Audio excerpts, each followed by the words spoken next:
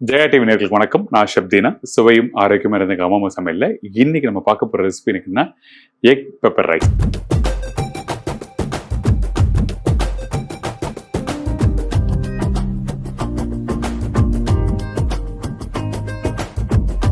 நம்ம வீட்டில் அந்த ஃப்ரைடேஸ்ன்னு சொல்லும்போது பார்த்தீங்கன்னா இந்த இடத்துல வந்து ஜஸ்ட் பேனில் டாஸ் பண்ணிப்பீங்க. ஆனால் கொஞ்சம் லைட்டாக தக்காளிலாம் போட்டு நம்ம டாஸ் பண்ண போகிறோம். மசாலான்னு சொல்லி பார்க்கும்போது பார்த்தீங்கன்னா வெறும் மிளகுத்தூள் மட்டும்தான் போடுறோம். ரொம்ப நல்லாயிருக்கும். எதுக்காக தக்காளி நம்ம போடுறோம் கேட்டிங்கன்னா, நீங்கள் வெறும் வெங்காயமும் அந்த மிளகுத்தூளும் போட்டு பரட்டி எடுக்கும்போது உங்களுக்கு பார்த்தீங்கன்னா ட்ரை ஆக வாய்ப்பு இருக்கும்.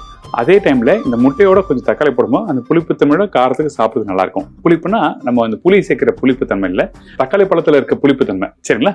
இப்போ இந்த ரெசிபி தேவையான பொருட்கள் பார்த்துருங்க, அதுக்கப்புறம் செய்முறை பார்க்கலாம்.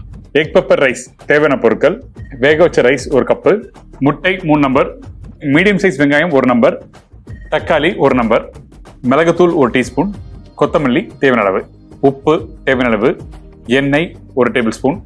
இப்போ இந்த ப்ரிப்பரேஷன் பண்ணுறதுக்கு தேவையான பொருட்கள்லாம் பார்த்துருப்பீங்க. ரொம்ப கஷ்டப்பட்டுலாம் பண்ண வேண்டியதில்லை. சும்மா ஒரு வெங்காயம், ஒரு தக்காளி, கொத்தமல்லி, கருவேப்பிலை இருந்தால் போதும், டக்குன்னு பண்ணிடலாம். வேக வச்ச சாதம் வந்து நான் பாஸ்மதி ரைஸ் யூஸ் பண்ணுறேன். நம்ம வீட்டில் நீங்கள் வேக வச்ச பொன்னி ரைஸ் இருந்தால் நீங்கள் யூஸ் பண்ணிக்கலாம். இந்த இடத்துல சீரக சம்பா ரைஸும் யூஸ் பண்ணலாம். உங்களுக்கு எது தேவையோ பார்த்துக்கலாம். சீரக சம்பா ரைஸும் நல்லா வாசம் கொடுக்கும். பாஸ்மதி ரைஸும் உதிரியாக இருக்கக்கூடாது. கொஞ்சம் நல்லா வேக விடுங்க. ஏன்னா நம்ம லைட்டாக போட்டு அந்த தக்காளி போட்டு நல்லா மிக்ஸ் பண்ணி லைட்டாக அப்படி ஸ்மாஷ் பண்ணுவேன். அப்படி பண்ணதான் உங்களுக்கு வந்து சாப்பிட்றதுக்கு நல்லாயிருக்கும். இல்லை ஃப்ரைட் ரைஸ் மாதிரி நீங்கள் பக்கம் பார்த்தீங்கன்னா அது டாஸ் பண்ணி கொடுத்துருவாங்க. சூடு ஆறுன பிறகு வேறு ஆகிடும். ஆக்சுவலாக ஃப்ரைட் ரைஸ் சொல்கிறது பார்த்தீங்கன்னா நல்லா ஸ்டீம் பண்ண ரைஸில் வெஜிடபிள் போட்டு டாஸ் பண்ணி அப்படியே தரதான்.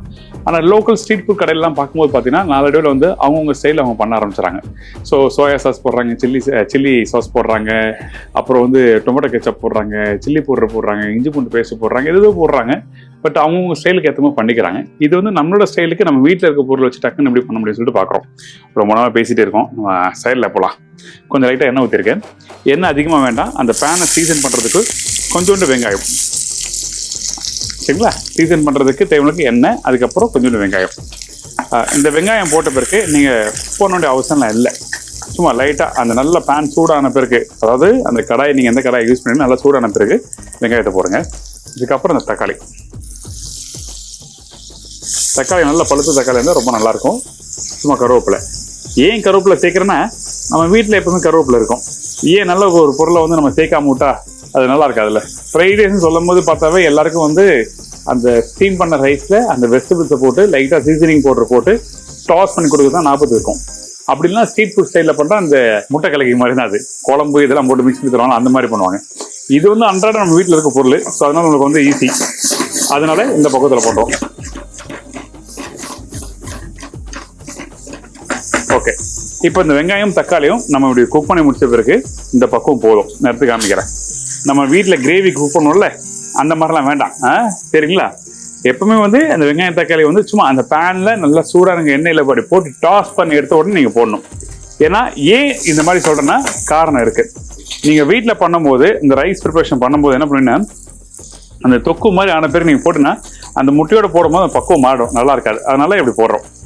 இப்போ இதுக்கப்புறம் நான் 3 முட்டை சொல்லியிருக்கேன். உங்களுக்கு 2 முட்டை தேவைன்னா 2 முட்டையோட போட்டுடலாம். ஏன்னா 3 முட்டை எதுக்கு போடுறேன்னா அது நல்லா அந்த மிக்ஸ் பண்ணி சாப்பிட்றதுக்கு ரொம்ப நல்லாயிருக்கும். இதுக்கு பிறகு நம்ம என்ன பண்ணுறோம், இந்த இடத்துல தேவையான அளவுக்கு உப்பு போடுறோம். இப்போ போட்டுருங்க. இந்த முட்டை போட்ட பிறகு அந்த பொடி மாஸ் மாதிரி ரொம்ப ட்ரையாக பண்ணுவீங்களா, அந்த மாதிரி வேண்டாம். அந்த எக்கை வந்து ஒரு 70 to 85% அளவுக்கு நீங்கள் குக் பண்ணுங்க. அதுக்கப்புறம் ரைஸை போட்டுருங்க. அவ்வளோதான், சிம்பிள். ஏன் 85% குக் பண்ண சொல்றேன்னா காரணம் இருக்கு. காரணம் இல்லாமல் நான் சொல்ல. அந்த முட்டை வந்து முழுமையாக வந்து நீங்கள் நல்லா ட்ரையாக குக் பண்ணிட்டு அப்புறம் ரைஸ் போட்டுன்னா ரைஸ் ஒரு மூலையாக இருக்கும், அந்த முட்டை ஒரு மூலையாக இருக்கும். அது நல்லா இருக்காது. அதனால என்ன பண்ணுறேன், அந்த முட்டை வந்து வெந்து வர டைம்லேயே அந்த ரைஸை போட்டு மிக்ஸ் பண்ணணும்.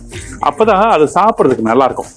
இல்லைன்னா நீங்கள் ஒரு பேக் பண்ணி எடுத்து போகிறீங்க, காலை 8 மணிக்கு வீட்டில் பேக் பண்ணி தராங்க, நீங்கள் ஒரு 9 மணிக்கு நீங்கள் சாப்பிட்றீங்கன்னா என்னடா இது ட்ரையாக போயிடுச்சு, தப்பான டிஷ்ஷை கொண்டு வந்துட்டோமே அப்படி சொல்லி ஃபீல் பண்ணுவீங்க. அதனால தான் சொல்கிறேன். இப்போ இந்த முட்டை வெந்த பக்குவத்தை எடுத்து காமிக்கிறேன். இதுதான் விஷயம். இதுக்கு மேலே வேக வேண்டாம். சரியா? ரொம்ப வெரி வெரி வெரி இம்பார்ட்டன்ட். கவனமாக பார்த்துங்க. இதுக்கப்புறம் அடுப்பை ஸ்லோ பண்ணிவிட்டு தேவையான அளவுக்கு ரைஸை போடுங்க. முட்டை கொஞ்சம் குவான்டிட்டி அதிகமாக இருக்கும், ரைஸோட அளவு கொஞ்சம் கம்மியாக இருந்தால் பரவாயில்ல. ஆனால் நம்ம எல்லாருமே ரைஸ் அதிகமாக சாப்பிட்றோம், முட்டையை கம்மி பண்ணிடும். இன்னைக்கு வந்து எல்லாருக்கும் ப்ரோட்டீன் தேவை. ஸோ அதனால வந்து எக் கொஞ்சம் அதிகமாக சேர்த்துருக்கேன். அதுக்கப்புறம் நம்ம என்ன பண்ணுறோம், இந்த மிளகுத்தூள் போட்டிருக்கேன். மிளகுத்தூள் உங்களுக்கு எந்த அளவுக்கு வேணுமோ அந்த அளவுக்கு மிளகுத்தூள் போட்டுடலாம். சிம்பிள். வீட்டில் யாராவது கெஸ்ட் வந்தால் டக்குன்னு எதாவது பண்ண ஆசைப்படுவீங்களே, அந்த டைமில் நீங்கள் வீட்டில் மீந்து போன ரைஸ் வச்சு இதை ட்ரை பண்ணி பாருங்களேன். அடாடா பிரமாதமாக ஜோராக இருக்கும் சாப்பிட்றதுக்கு.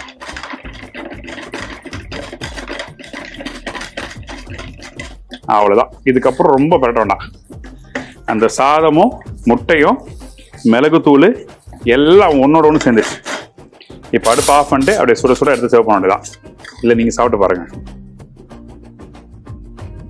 இதில் பார்த்தீங்கன்னா அந்த ரைஸும் வந்து தனித்தனியாக இருக்காது, எல்லாம் சேர்ந்துருக்கும். நல்லா வெந்த சோறுக்கு தான் இது வந்து நல்லா சூப்பராக இருக்கும். வேகாத சோறில் போடாதீங்க. வேகாத சோறில் போட்டிங்கன்னா ஏன்டா சமைச்சு சாப்பிட்டோம் அப்படின்னு சொல்லி ஃபீல் பண்ணுறீங்க. அதான் சொல்கிறேன்.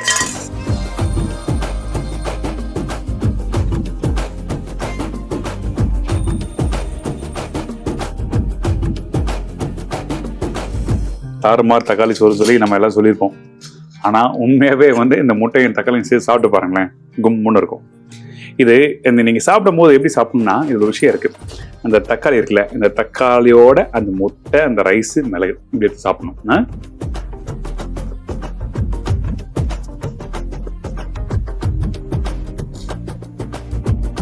மேடம் நானே சாப்பிட்டு பார்த்து நல்லா சொல்கிறேன்.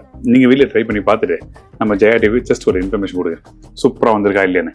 இதே மாதிரி நான் இன்னொரு நாள் இன்னொரு புது ரெசிபி சந்திக்கிறேன். நன்றி, வணக்கம். C you bye. Take care. Thank you so much.